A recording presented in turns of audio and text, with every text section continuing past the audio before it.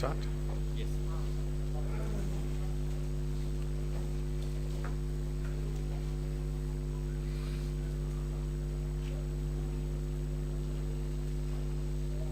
Speaker all done?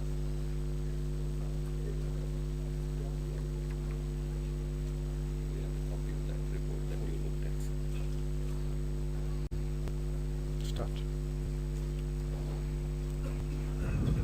नमस्कार मित्रों, देश के पूर्व वित्त मंत्री और कांग्रेस पार्टी के वरिष्ठ नेता माननीय पी चिदम्बरम जी आज एक विशेष पत्रकार गोष्ठी को संबोधन करने आपके बीच में उपस्थित हैं। बगैर देर किए एक हमने शॉर्ट स्टेटमेंट आपको डिस्ट्रीब्यूट की है। बगैर किसी देरी के मैं आदरणीय चिदम्बरम साहब से अनुरोध करूंगा कि वो अपनी बात आपके समक्ष रखेंगे।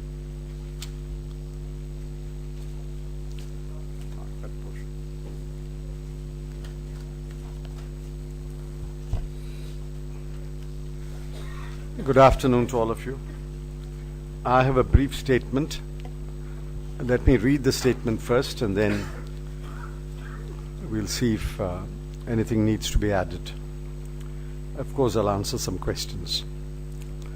Yesterday, the government announced that currency notes of the denomination of rupees 500 and rupees 1000 will no longer be legal tender. The Prime Minister has justified the decision as part of a plan to crack down on black money. If the purpose of the decision is to unearth and stamp out black money and prevent its generation, it deserves our support. The decision of the government has to be seen in the background of undisputed facts and data. 1. In 1978, the Janata government demonetized high denomination notes. By all accounts, that action failed to achieve its objectives. High denomination notes were reintroduced shortly afterwards, and the volume of unaccounted wealth and income admittedly increased. 2. Rupees 500 and rupees 1000 notes in circulation by value account for 86.4% of all the notes in circulation. All those notes will be withdrawn. If a person tenders an old note, it has to be replaced. Government has practically acknowledged that they cannot be replaced by smaller denomination notes, that is rupees 100, 50, 20, 10, 5, 2 and 1. Hence, the decision to introduce a new series of high denomination notes of rupees 500 and rupees 2000 and presumably also rupees 1000. Ultimately, only the old notes that are not legally exchanged for new notes will be actually demonetized. How much will that be? By value is uncertain and unknown. This will be real test of the success of demonetization. 3. Introduction of new series of notes is estimated to cost between rupees 15,000 to rupees 20,000 crore. Hence, the economic gains of demonetization should be at least equal to that amount. 4.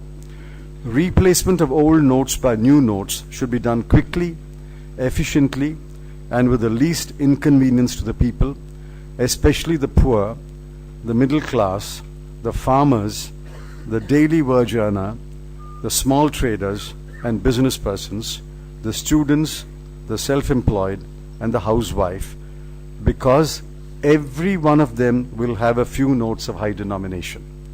The government and the banks will be on test how well they handle the implementation of the decision.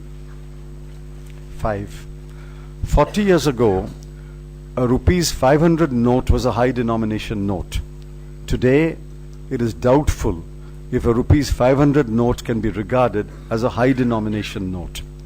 One has to take into account the inflation in the intervening period. The rupees 500 note is widely circulated and used. That is why I think the government had no option but to reintroduce the rupees 500 note. If the vast majority of the old rupees 500 notes are legally exchanged for the new rupees 500 note, what purpose will be served by the elaborate exercise? 6. The introduction of the rupees 2000 note is a puzzle. How will this move help in preventing the generation of black money? If new income or wealth is unaccounted, will not that income or wealth be hidden in the rupees 2000 notes? How is demonetization of high denomination notes served if a new and higher denomination note is introduced? Government must explain this apparent puzzle. 7. The economic wisdom of the government's decision will be tested on 3 parameters. A. The present cash to GDP ratio is 12%. Will it come down to the world average of about 4%? B. The value of the high denomination notes currently in circulation is about 15 lakh crore rupees. Will that value come down significantly? And C. Will gold imports surge, indicating that unaccounted income wealth may seek refuge in bullion and gold jewelry? This is the opening statement. There are some things which will emerge in answers to questions, so I'll take a few questions. Chidambaram, my point is very simple. You know, many people are calling this a game changer.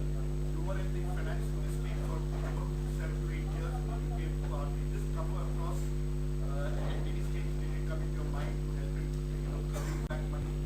And secondly, do you believe that this is a game changer? This has been considered by successive governments at different times. But I think the consensus was that the economic gains may be very small and the disruption and inconvenience may be very large. I think, I'm not sure, I think there is a CBDT study and report on this matter. I can't put my finger on the year or the time, but I think there is a CBDT report on the matter. One second, sir. Sir, let's have reply to one question and I'll come to you.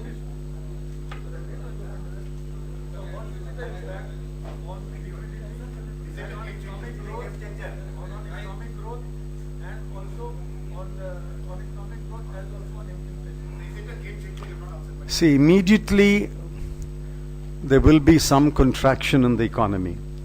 There will be some disruption of economic activity. But that I think the government itself has acknowledged, and the Prime Minister has appealed to the people to put up with some inconvenience. Question is, how quickly and how efficiently will the old notes be replaced by the new notes when people legally go to the bank and ask for an exchange of notes? If that process becomes cumbersome or a harassment, it will affect economic activity. That's why I emphasized in my statement, the test will be how quickly and efficiently the old notes are replaced by new notes when they are legally tendered in a bank. Mr. Chidambaram, Ma'am. this move has been widely dubbed as a monetary surgical strike, with the Prime Minister himself calling it a great purification exercise. Do you agree with these? We agree that the objectives are sound. We'll have to wait and see how far those objectives are achieved. In my opening paragraph of my statement, I say, if these are the objectives, the decision deserves our support. And yesterday, we supported the decision. But whether the objectives will be achieved, we'll have to wait and see. Ma'am. When the whole black money issue was raised during the election campaign, Mr. Modi's own pitch was that they are mostly located in offshore accounts. And the pitch was that he will get the black money back and he should be captured on Now, how much effort has been done to bring back that money? And that money, does it actually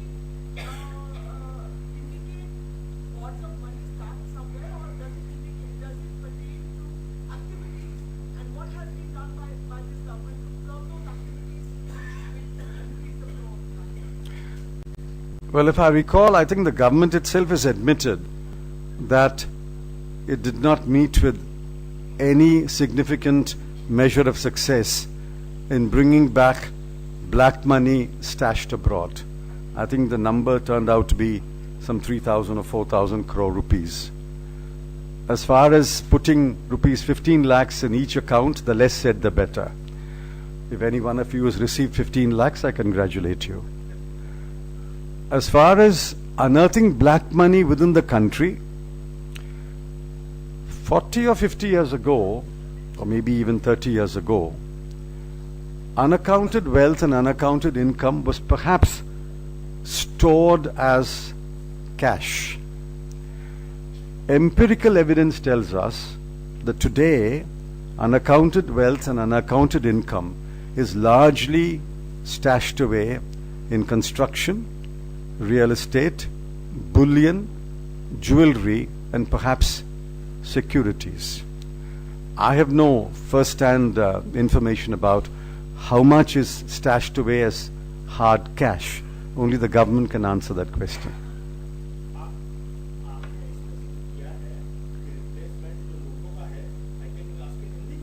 You can ask.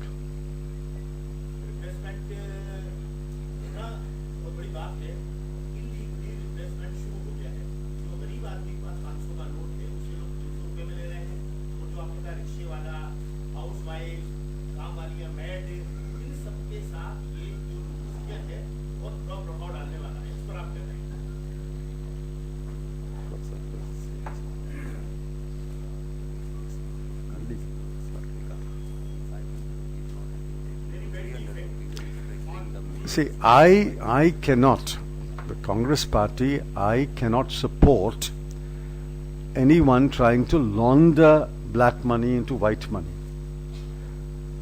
I think you're talking about brokers and commission agents who are helping launder money. That I cannot support. We do not support that. I'm concerned about the 98 or 99% who are legitimately entitled to exchange their notes. You see, a student who has just received from his parents 2,000 rupees, or a housewife who has been given 5,000 rupees for household expenses, or a daily wager, a carpenter or a plumber who has earned 600 or 700 rupees that day. That is legitimate money. That rupee, 500 rupee note must be replaced. Let me make that very clear. That must be replaced. It must be replaced without harassment, without inconvenience. The test will be beginning tomorrow, how efficiently and how quickly that money is being replaced. If they are put to harassment, they are put to inconvenience, if they ask them all kinds of questions, I think that would be completely counterproductive. Millions and millions of people have legitimate money in their hands, and that legitimate note must be replaced. As I said in the statement, maybe 30 or 40 years ago, 500 rupee note was a high denomination note. Today, I don't believe anybody regards 500 rupee note as a high denomination note.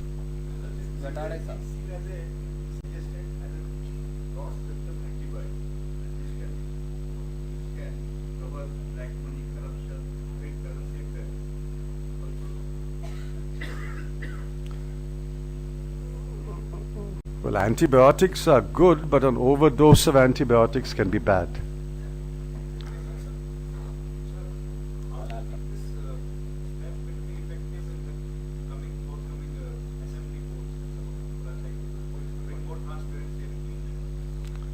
I don't know. You must ask people who spend large amounts of money in elections.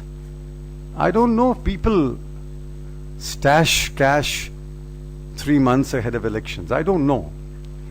I know that people pull out money at the time of elections and spend it for elections. I don't know if people put it in gunny bags or suitcases and store it in a room. I don't know. I don't know. The Congress party, the Congress party will fight an election according to the rules and regulations, I suppose. And Congress party in any way did not have too much money even in the last election.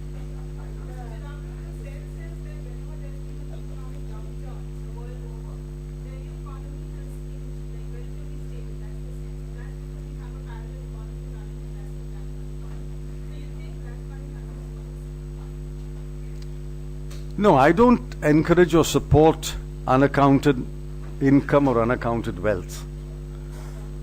But there is a non-monetized economy. Now, you can't call that a black economy. That's non-monetized, still legitimate. The entire farm economy is non-monetized but legitimate. Likewise, people below the income threshold, income tax threshold, may be non-monetized, but that is legitimate.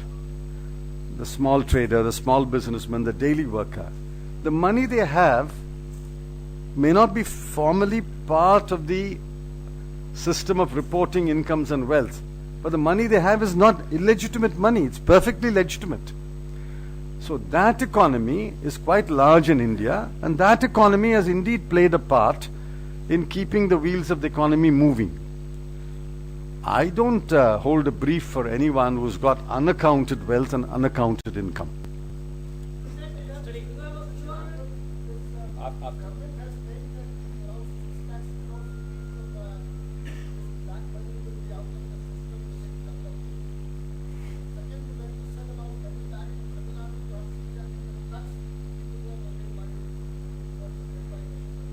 You should ask the political parties who own the trucks or hired the trucks. What's the point of asking me?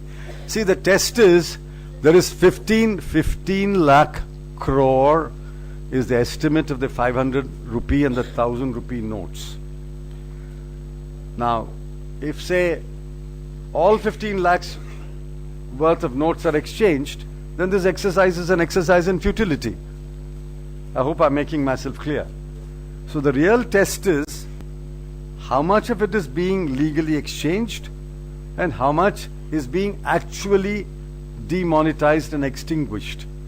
That will be known only over the next 30-40 days when the money comes to the banks for exchange. But believe me, the bulk of this money is legitimate money in the hands of the homemaker, the housewife, the student, the daily worker, the carpenter, the plumber, the small businessman.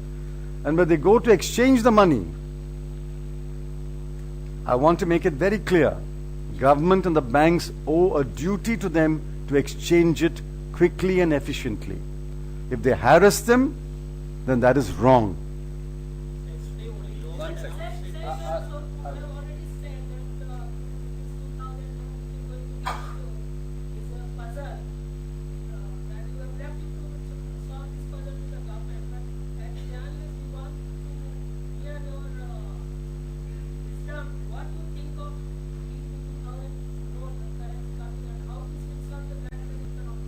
If I know the answer, why will I raise the question? It's a puzzle. See, you demonetize 500 and 1000, you introduce 2000. It seems to me a puzzle, but let the puzzle be unraveled by the government. If any one of you can find an answer, I'll be very happy to hear your answer. Ravi.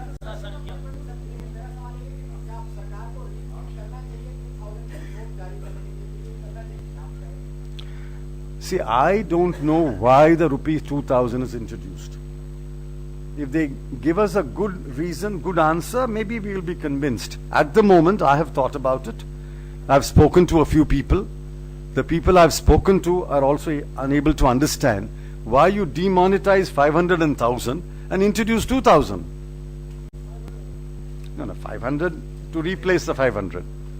Yesterday only government announced decision to demonetizing high value notes, but the introduction of 2000 rupee note has been insufficient support. The introduction of 2000 has been circulated in the social networking sites for the past 2 weeks. Do you think this is the indirect nature of those who are keeping whole black money and No, I also saw yesterday a small clip on a mobile of the model 2000 rupee note. It's possible that the government has ordered printing of the 2000 rupee note a few weeks ago, and it's quite possible that one note found its way into the mobile. If government was introducing a 2,000 rupee note by itself, that would be a different matter. What I don't understand is you demonetize 500 and 1,000 and introduce 2,000. That, with great respect, it may be my own inadequacy. I'm not able to understand.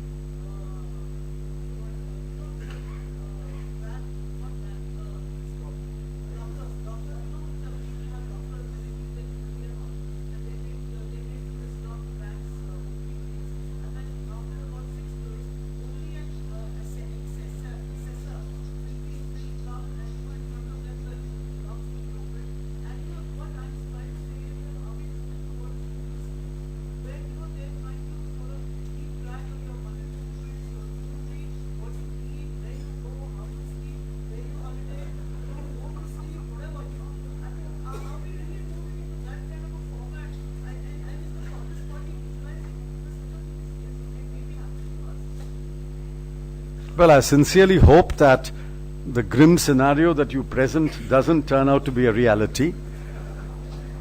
There is a press conference at 4:30 by the Honorable Finance Minister, and I'm sure these questions you can ask at that press conference. But I want to make a point. If the RBI form is mandatory for the housewife, for the daily wage earner, for the small trader, for the student, that would be harassment, pure and simple harassment. I simply hope that RBI will not buckle under any pressure and impose this mandatory form on anyone who comes to exchange two 500 rupee notes or 1,000 rupee note. That will be pure and simple harassment, and the Congress party will strongly condemn that, if that happens. Then I'll come to you.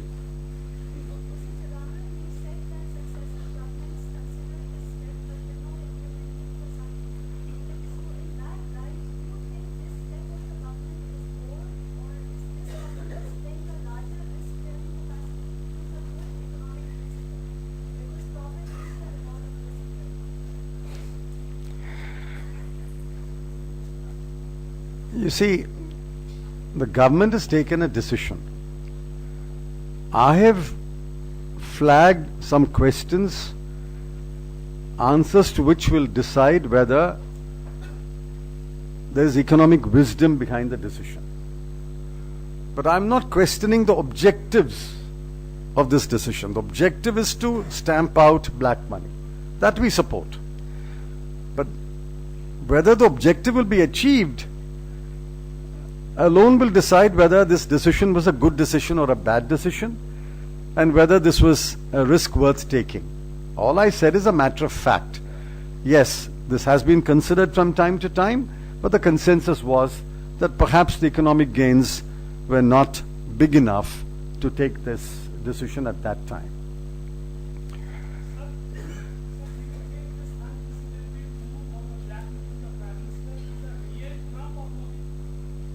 Should ask the new president-elect of the United States. No. See, I don't know. I'm a little worried about the timing also. You see, somewhere I read in one of the papers today that some 40,000 marriages will take place in Delhi alone over the next few days. And this month between November 15 and December 15 is expected to witness some, I don't know, 1 million, 5 million marriages all over the country. Now, between now and November 15, people will go and exchange their notes. People will ask for withdrawal of money. How is the government going to handle it? I don't know.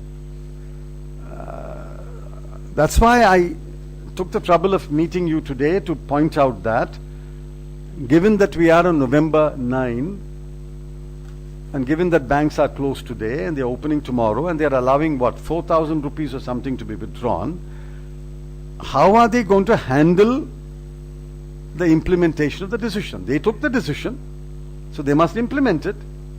We support the objectives, but in the manner in which you implement it alone, we will decide whether this is a wise decision or not. I don't know. I mean, the next marriage I attend, I will ask them how they handled it.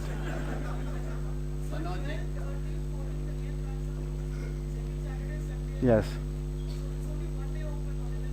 We'll see. That's why the timing is a little surprising.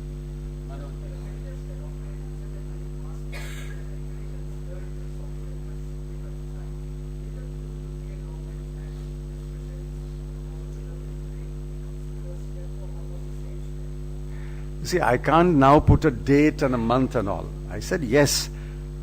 Among many steps that are considered by government from time to time, one of them was demonetization of high denomination notes. But it was then felt that perhaps the economic gains were not so great. There is an editorial in the Economic Times today which more or less reflects that point of view. But I agree, there can be another point of view. There can be another point of view which say, yes, the economic gains outweigh the inconvenience. But that proof of the pudding is in the eating. Na? We'll have to wait and see whether the economic gains outweigh the inconvenience or the disruption to the economy. There will be disruption.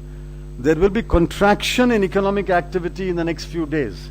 Question is, can it be contained within a few days and we go back to normal economic activity? Or will the pain continue for a long time? That is the question. Second last question, Subodh.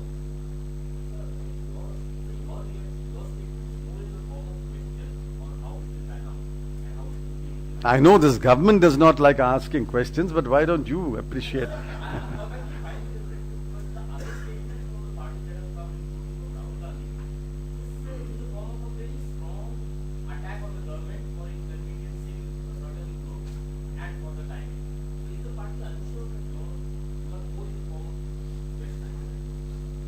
I mean, I may be a little more academic in my questions, that's all. But I have asked, I believe, important questions. And I'm sure that you, your editors, will ask the same questions. And government must answer these questions.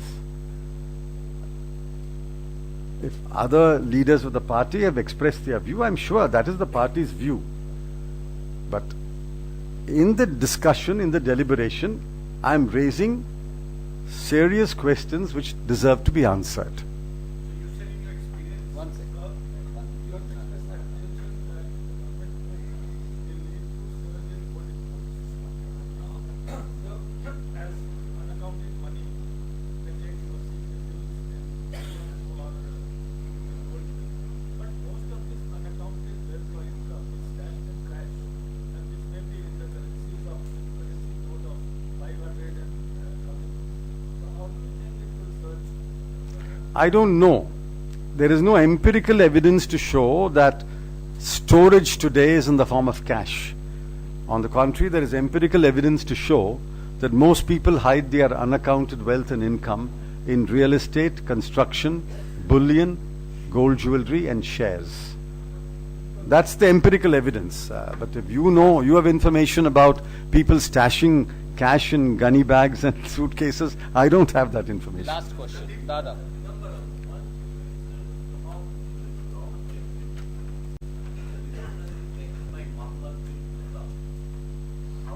Who's that? Well, I don't use strong language, nor do I use euphoric phrases like someone used here. I remain within the discipline of thought, analysis, and questions. I have raised questions. I repeatedly say this will cause disruption, contraction of economic activity. How well the government handles this is important. And secondly, legitimate money, when it is brought to the bank, must be immediately exchanged. If there is harassment, if there is inconvenience, if there is mandatory RBI forms, then that is pure and simple harassment which will be condemned. 99% of the people who bring the money to the bank will be legitimate owners and holders of that money. Yesterday, a journalist telephoned me to say, he stroke she, I'm not revealing the gender, he stroke she withdrew 20,000 rupees for household expenses, and he stroke she had no other currency except 500 rupee notes. Now that is legitimate money. If he stroke she goes to the bank tomorrow to exchange that 20,000 rupees, the bank must immediately give the person 20,000 rupees in new currency. That will be the test. People are waiting and watching to see what will happen tomorrow.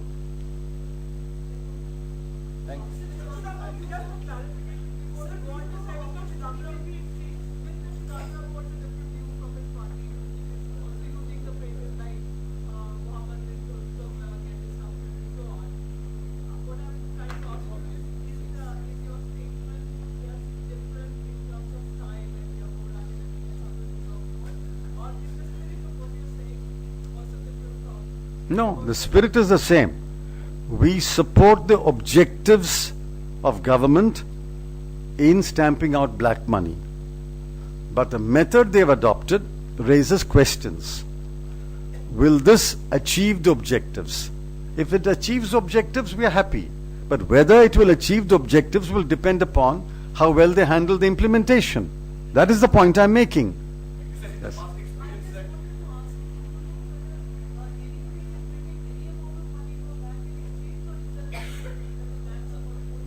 I don't know what they're going to do tomorrow. But if I have legitimate money, which I have declared, say, in my income tax return or in my balance sheet, I can keep cash at home as long as I declare it to the income tax and in the balance sheet. If I take that money, every rupee of that has to be exchanged, isn't it? So we will know tomorrow. I know they have put limits on withdrawal, but are they putting limits on deposit also? I don't know. I mean, everything is very uncertain and hazy. That is why there's a lot of apprehension among the people. So the test will be tomorrow and the days following. Sir, let's have everybody has not even got a chance to one question. Very important. Last Sunday. As you say, legitimate money. I'm asking you, there are numbers of ladies wala, budget wala.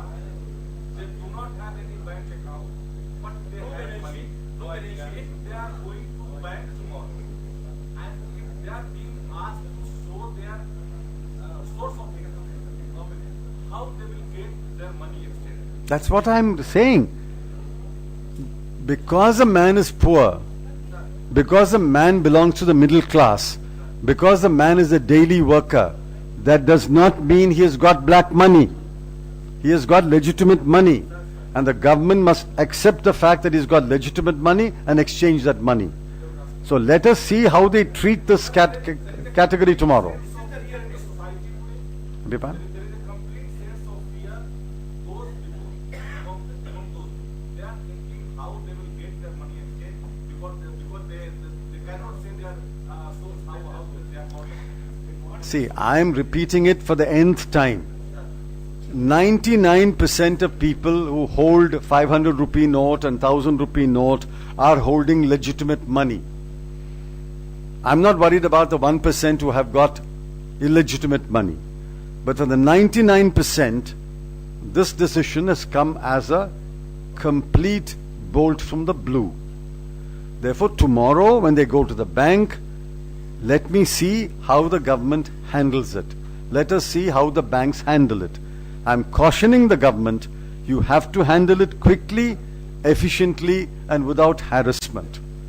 If you don't handle it quickly, efficiently, and if you harass the people, the Congress party will indeed condemn you. Let us see what happens tomorrow. But I'm cautioning the government today that 99% of the people who go to the bank tomorrow with 500 and 1,000 rupee note are legitimate holders of money. Let's recognize that. Let's not call all the people of this country black money launderers.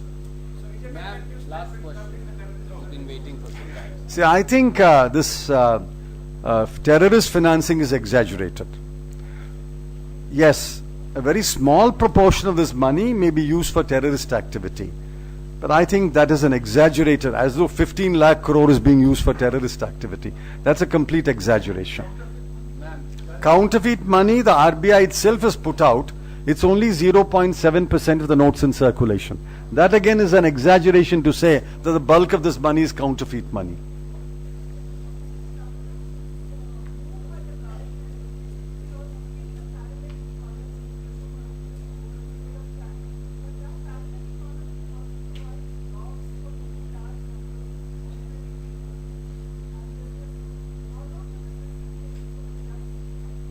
No, I don't know what you mean by parallel economy.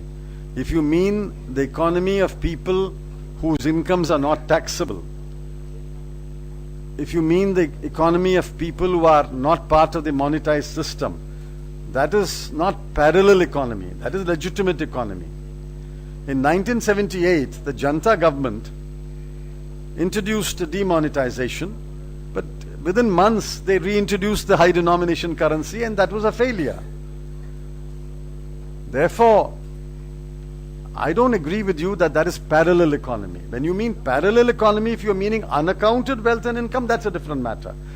But farm economy is non-taxable income. People below the tax threshold, the tax rate threshold, is legitimate income. See, we must understand that in India, there is a large part of the economy which is perfectly legitimate but not brought to tax. Don't characterize that as parallel in the sense that you call it as black money. That is not black money, that's perfectly white money. And I don't want to get into the academics. I ask you to look at a lecture delivered by Dr. Y.V. Reddy 6 or 7 days ago in Hyderabad. Black money is not a stock, it is a flow. And we can go into all that on another occasion.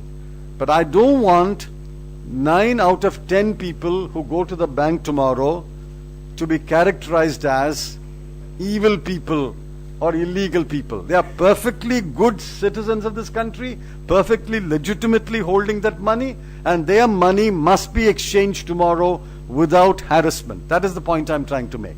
If there is harassment, we will condemn the government.